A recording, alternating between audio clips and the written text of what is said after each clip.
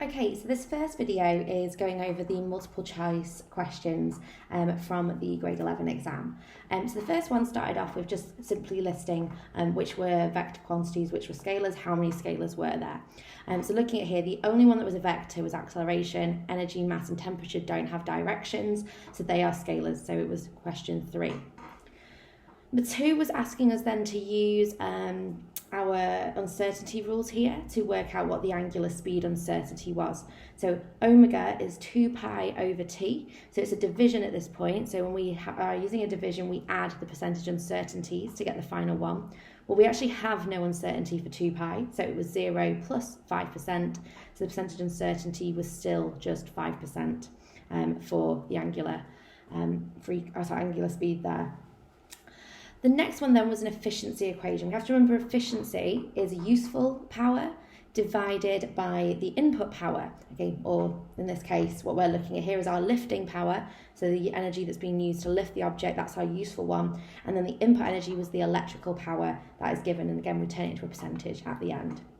Now, power, remember, is work, or the rate at which work is done, so work divided by time. Well, the work in this case, the lifting power is mgh, so that's our 500, because we've already got our mg, or is our weight, and the distance was 3 metres, and it was in a time of 1.5 seconds, so that gave me 1,000 watts for my original my lifting power up there. The second one, the electrical power, is power as current times voltage, so in this case just 10 by 200, so that's 2,000 watts. So again, if we're looking at this, then we've got our useful power was 1,000, our input power was 2,000, so only half of it was being used for the useful, which meant it was 50% efficient. The next question was all about kind of collisions. So again, remember in a collision, we know that the momentum before is equals the momentum after, so I just split mine into before and after to do this. And so it was asking us to say what was the speed and what was the total change in kinetic energy. So what I did before and after, I did the momentum part first. So I said the momentum before is 2m times 3v, so that's 6mv. And after, it also has to be 6mv because momentum is conserved. So that's 6m times v. Well, in this case, therefore, the velocity must be 1. So it had to be a or b. The next one then was to calculate the kinetic energy before versus the kinetic energy after. So in this case, I did a half mv squared. So in this case, my v was 3. So this ended up being a half times 2m times 3v all squared, which left me with 9mv squared as my kinetic energy. If I did it for the repeated for the second one, this was a half, this time it's 6m multiplied by v squared. So this gave me 3mv squared. Well, the difference between 9mv squared and 3mv squared is a difference of 6mv squared there. Next one, again, number 5, just as simple, you've got to know some of your definitions. So this one was talking about translational equilibrium. What about when these statements can be true? So all forces are perpendicular to each other, which isn't true for this case. Basically, they cannot act in the same direction. We know that, and the vector sum of them have to be true. If we looked at 3, 4, and 5, if we put them all at right angles, they don't balance out to give us a resultant force of 0. So it had to be 2 and 3 only. Another nice one then on number 6, which was looking at our ramp, which remember is another popular question they like on the MCQs. In this case, it's moving at a constant velocity, so I know that the component of weight pulling it down the slope has to be equal to the frictional force. They have to have the same magnitude because I need no resultant force to have a constant velocity. So in this case, what is the friction force equal to? It's the component of weight of the cube parallel to the plane, so parallel to the slope. Okay, so that mg sine theta component there. For number 7, we were then simply looking at what is the total energy transferred in terms of the thermal energy as the object is moving down here. So that's in case of like what work is being done against friction in this case. So we're simply looking at, when we're looking at a work done, force times distance. Remember, they have to be moving in the same direction, the force and the distance. So in this case, I'm looking at my mg because it's moving the object in that way and it's moving it up. So in that case, it's mgh for this one here. Number 8, we had to be, again, dealing with momentum. So it's a little bit different to dealing with a normal projectile motion question. Often we've just been talking about the speeds, but you can be asked to maybe use your speed in a different equation. So in this case, using it in mv. So momentum is mv. We know that at q, v at this point is only relating to its horizontal component, so it's only going to equal the u cosine theta. So we get mu cosine theta for that one.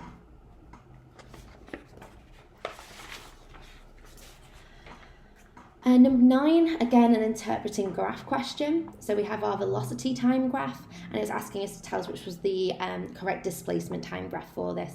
What I can see here is the velocity is increasing, and then the velocity is decreasing, so it's accelerating and then decelerating. Okay, so again, I look at this and I look at which one shows me an acceleration and a deceleration. We can see here, okay, the distance is increasing, and then it's slowing down in terms of the graph. Okay, we have got an acceleration there because it's beginning to curve up, it's getting steeper, and it's decelerating here, it is getting less steep. Remember, the gradient of the graph is the velocity, and you can see that the gradient is getting smaller, which means that velocity is getting less. So we can simply, just looking at our graphs, interpret it straight away from that one. Now, number 10 is one of these tricky questions where occasionally they'll take something that you're all really confident with, and they might ask you it in a slightly different way. And that's why it's really important to check your questions, okay? So the first thing is the one that I wanted to point out first of all is that the angle they've given us is not the typical angle that we use.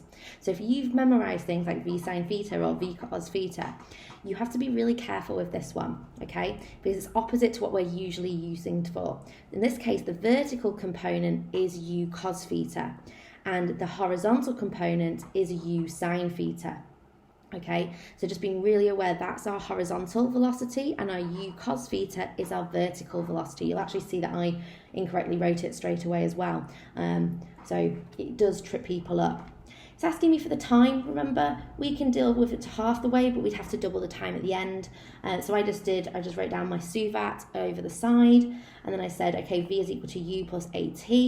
In this case, then our final velocity here is 0, so I said 0 is equal to v cos theta, v cos theta. In this case, minus g, because g is acting in the opposite direction, and then t. I simply then just rearranged it, which gave me t is equal to v cos theta over g, but that's only to this time. I'm asking for the total time, so I needed to double it, so I had 2v cos theta over g. Just realised I have highlighted the incorrect one on this mark scheme. Apologies for that, everybody. Let me just double check. Yeah, I meant to highlight this one. So now you might be saying that is not the right answer. This one is the right answer. The one that I've written down and worked out, and then I highlighted the incorrect one. So that's another good thing for your exams. Make sure you do highlight or tick the right box when doing them. So just a little mistake by me there. Apologies, it is D is the answer.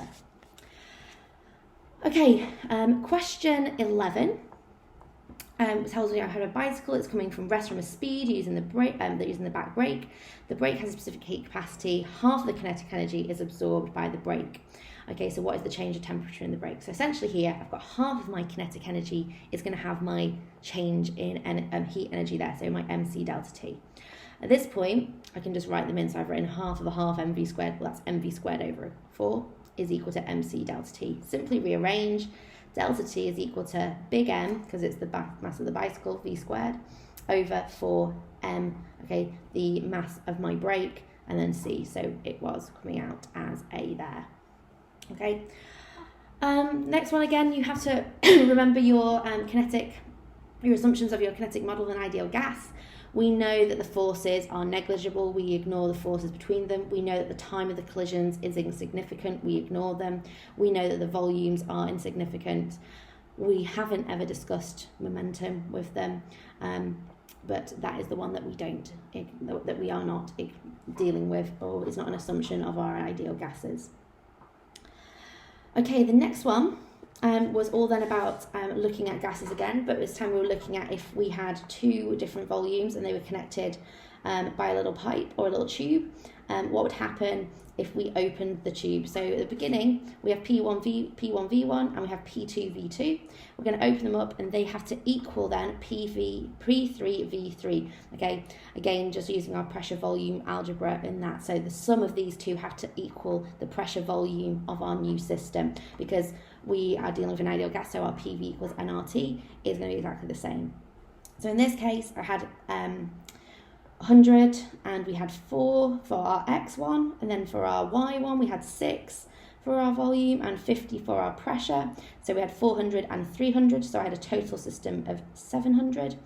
My new volume for my new system is going to obviously still be the total volume of both of the gases, so it's going to be 4 and 6 added together to give me 10. So in this case I just wanted to work out the pressure. Apologies for the slight knock there. So in this case I've got my 700 divided by 10 to give me 70 pascals for my brand new pressure. Okay, so that final system, okay, still going to have the same total volume, but the pressure will change between them there. The next one then, number 14, was all about kind of latent heat vaporization. It was asking to calculate the time taken for all the water to vaporize. We've been given the power here, we've been given the mass, and we've given the latent heat of vaporization. We can remember that power is the rate at which work is done, so Q over T. So in this case, time is Q divided by P. Well, in this case, Q is ml, because it's latent heat vaporization.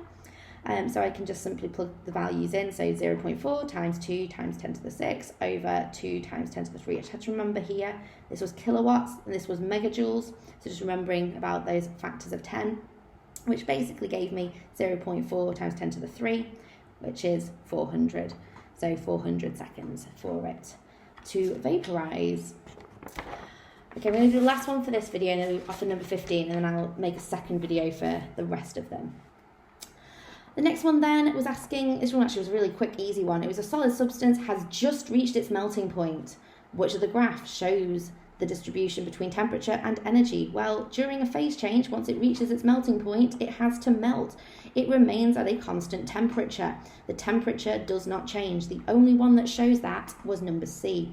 Okay, so remember, at a melting point, the energy is going in at that point to weakening those bonds between those solid molecules, okay, the molecules within the solid, I should say. So the energy is not being used to give them any extra energy to make them vibrate more, increasing the temperature. They stay at a constant temperature when it's at the melting point. And because it's just reached it, we assume that it is going to continue melting for a little bit of time as we go through. Okay, then it will continue to increase its temperature afterwards.